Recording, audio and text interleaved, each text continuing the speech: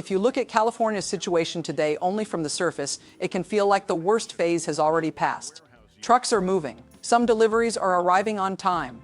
Shelves don't look as empty as they did before, and the anxiety around transportation doesn't feel as sharp as it did just weeks ago. But in supply chains, the most dangerous moment is when things start to look good enough.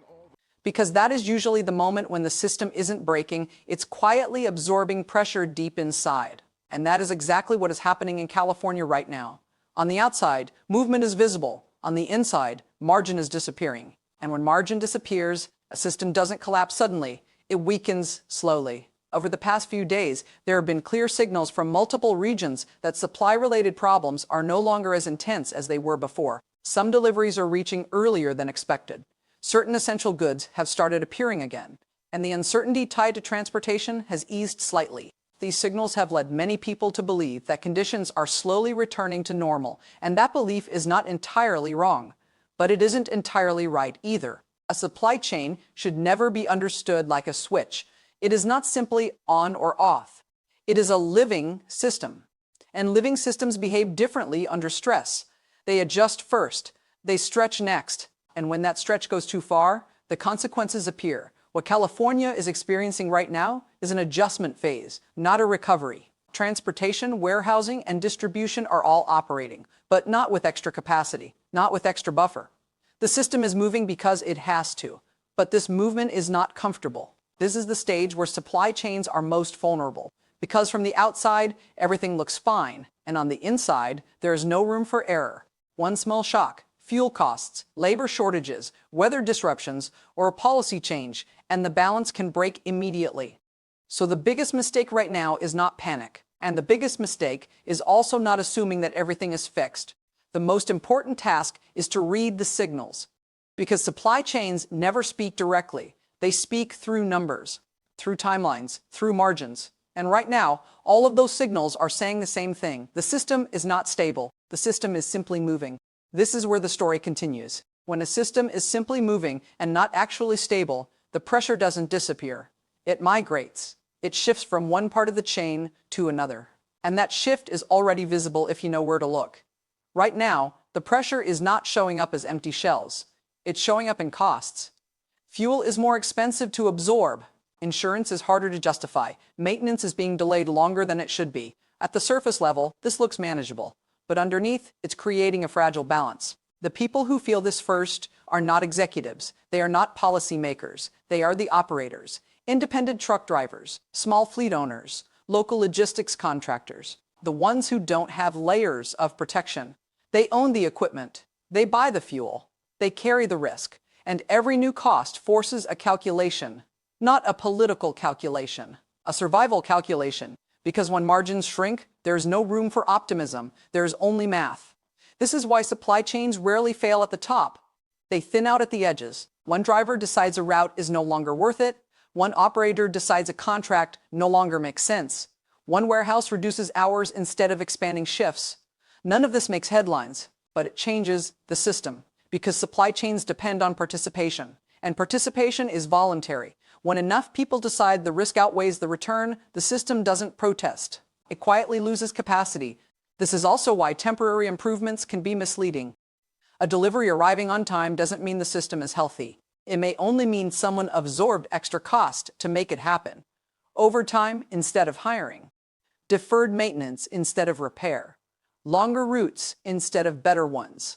These choices keep things moving, but they do not make the system stronger. They make it tired. And tired systems don't fail dramatically. They fail unevenly.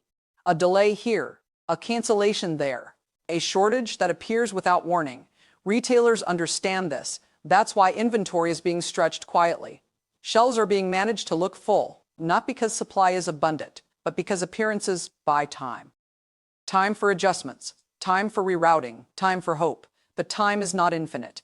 There is a rule inside logistics. When something stops moving, it doesn't stop alone. It creates a chain reaction. A missed delivery becomes a missed shift. A missed shift becomes lost income. Lost income becomes instability, and instability travels faster than freight. This is why what's happening in California should not be viewed as a local issue. Modern supply chains are interconnected by design. A slowdown in one region reappears somewhere else as a shortage. Today, it's a late delivery. Tomorrow, it's a higher price. The next day, it's a missing product. The pattern is predictable. The timing is not. And this is the part most people misunderstand. Supply chain stress doesn't announce itself with alarms.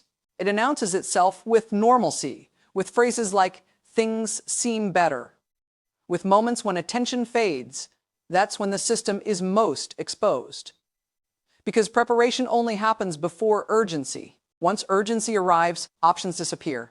This is not a call to panic. It is a call to awareness, to observation, to understanding that systems don't break when everyone is watching. They break when everyone looks away. And this is why the next phase matters. Because what happens next will not depend on one event. It will depend on how much strain the system can still absorb. When strain continues to build, it eventually reaches the most sensitive part of the system, labor. Not because people are unwilling to work, but because systems under pressure change the conditions of work. Hours become unpredictable, routes become longer, pay becomes uncertain, and uncertainty is expensive for people who live week to week. In warehouses, shifts are adjusted quietly, not expanded. Adjusted. Fewer full days, more split hours. Schedules that look flexible on paper but feel unstable in real life. For workers, this doesn't register as a crisis. It registers as stress. Drivers feel it differently. A route that once made sense now barely breaks even. Fuel costs fluctuate. Maintenance can't be postponed forever. Insurance doesn't care how tight margins are. So decisions get delayed. Not because people are careless, but because they are calculating. How long can this continue? That question sits quietly behind every run, every invoice, every choice to keep going. This is where supply chains start to change behavior. Not through collapse, through caution. Fewer risks taken. Fewer extra miles driven. Fewer favors extended to keep things moving. And when caution spreads, speed disappears. At the consumer level, this doesn't show up immediately. Prices don't spike overnight. Shelves don't empty all at once. Instead, changes arrive softly. A product costs a little more, a discount disappears, a delivery window widens, small enough to explain away. But these small changes add up, because inflation doesn't need a shock to move. It only needs friction, and friction is exactly what strained systems produce. This is why economists often miss the early phase. The numbers look manageable, the averages look calm, but averages hide pressure. They smooth out discomfort until it spreads far enough to be impossible to ignore. By the time inflation becomes visible, the cause is already old. The decision to delay, the decision to absorb cost, the decision to stretch capacity, those decisions were made quietly, weeks or months earlier. Retailers understand this cycle. That's why inventory strategies have changed. Less excess stock, more frequent replenishment, tighter forecasting. This looks efficient. But efficiency without buffer creates fragility. A system optimized for normal day struggles on abnormal ones. And supply chains are no longer operating in normal conditions. Weather patterns shift, energy markets fluctuate, policy environments change.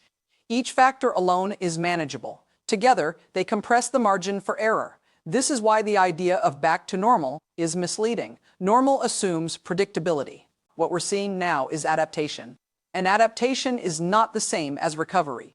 Recovery restores strength. Adaptation conserves energy. One prepares a system for growth. The other prepares it for endurance. Right now, the supply chain is enduring, and endurance has limits, not fixed limits, but human ones. People decide when to stop. Companies decide when to scale back. Operators decide when the risk no longer justifies the return. These decisions don't align. They don't arrive together, which is why change appears uneven. A store looks normal. A supplier feels pressure. A driver considers exit, all at the same time. This is the disconnect most people miss. They judge systems by what they can see, but systems fail from what can't be seen. This is why early signals matter, not because they predict collapse, but because they show direction, and direction is more important than speed. What happens next will not hinge on one headline. It will depend on how long this balance can hold, how long costs can be absorbed, how long labor can remain flexible, how long participation remains voluntary. Because once participation declines, rebuilding is slow. Trust doesn't return on schedule. Capacity doesn't reappear instantly. Systems remember stress, and stress systems change permanently. This is where attention matters most. Not panic, not certainty. Attention. Because by the time outcomes are obvious, the decisions that cause them are already behind us. And that is why watching quietly right now matters more than reacting loudly later. When pressure reaches this level, attention eventually turns to institutions, government agencies, regulators, policy planners. Not because they caused the strain, but because they are expected to respond to it. And this is where timing becomes critical. Policy does not move at the speed of logistics. Supply chains react in days and weeks. Policy reacts in quarters and years. By the time a problem is formally identified, it is already evolved. Officials often describe situations like this as under review. That phrase sounds responsible, but in supply chains, review usually means the window for easy solutions has already closed. Because systems under strain do not pause while decisions are debated. They continue to adapt, sometimes in ways that policy never intended. When costs rise and margins compress, operators look for exits long before they look for relief. They reroute, they downscale, they shift markets, they leave segments entirely. These are rational decisions, but they create long-term gaps. Once capacity leaves the system, bringing it back is difficult. Equipment doesn't return quickly. Labor doesn't reappear overnight. Trust doesn't reset on command. This is the part that statistics rarely capture. Governments often focus on stabilizing prices, but prices are symptoms. The deeper issue is participation. Who is still willing to operate under these conditions? Who believes the risk is still worth carrying? Because supply chains are not enforced, they are chosen. Every truck on the road is there because someone decided it made sense to be there. When that calculation changes, no regulation can force movement. This is why structural stress outlasts temporary fixes. A subsidy may help for a season. A policy adjustment may slow the bleed. But confidence, once lost, returns slowly. And without confidence, systems become cautious. They prioritize survival over efficiency, redundancy over speed, control over expansion. From the outside, this looks like stability. From the inside, it is contraction. This contraction does not announce itself. It appears as fewer options, longer lead times, more rigid pricing.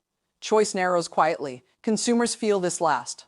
Not because they are protected, but because the system shields them until it can't. When that shield thins, the adjustment feels sudden. Prices jump. Availability shifts. Expectations change. People ask, when did this start? The honest answer is uncomfortable. It started when things looked fine, when movement was visible, when shelves were stocked, when delays felt manageable. That was the warning phase. This is why awareness matters now, not because collapse is inevitable, but because direction is already set. The question is not whether the system will change. The question is how much resilience will remain when it does. Resilience is built before pressure peaks. After that, choices narrow. What happens next will depend less on announcements and more on behavior, on whether participation holds, on whether trust stabilizes, on whether margins stop shrinking. These are quiet variables, but they decide outcomes. This is the moment where attention should sharpen, not to panic, not to predict, but to observe. Because systems rarely warn twice, and when the adjustment phase ends, the new normal is already in place. When systems move into their final phase, something subtle happens. People stop waiting for explanations. They adjust. Consumers change habits quietly. They buy a little less. They choose alternatives. They delay non-essential purchases, not out of fear, out of uncertainty. Businesses do the same. They shorten planning horizons. They avoid long commitments. They prioritize flexibility over expansion. Growth becomes cautious. Investment becomes selective. This is not panic. It is adaptation. Over time, this adaptation hardens into a new normal, not announced, not debated, just accepted. Prices stabilize at higher levels. Delivery expectations reset. Availability becomes conditional. People stop asking why things changed. They start asking how to live with it. This is how systemic shifts end, not with collapse, but with normalization. Looking back, the signs always seem obvious. The early adjustments, the quiet exits, the pressure absorbed instead of resolved. But in real time, those signs are easy to miss. Because nothing looks broken. That is the danger. Systems do not need to fail to permanently change. They only need to be stressed long enough. California's supply chain is not sending alarms. It is sending signals. Movement without margin. Stability without buffer. Function without resilience. This is not a crisis moment. It is a decision moment. Not a decision made by one actor or one policy or one event, but by thousands of small choices made quietly every day.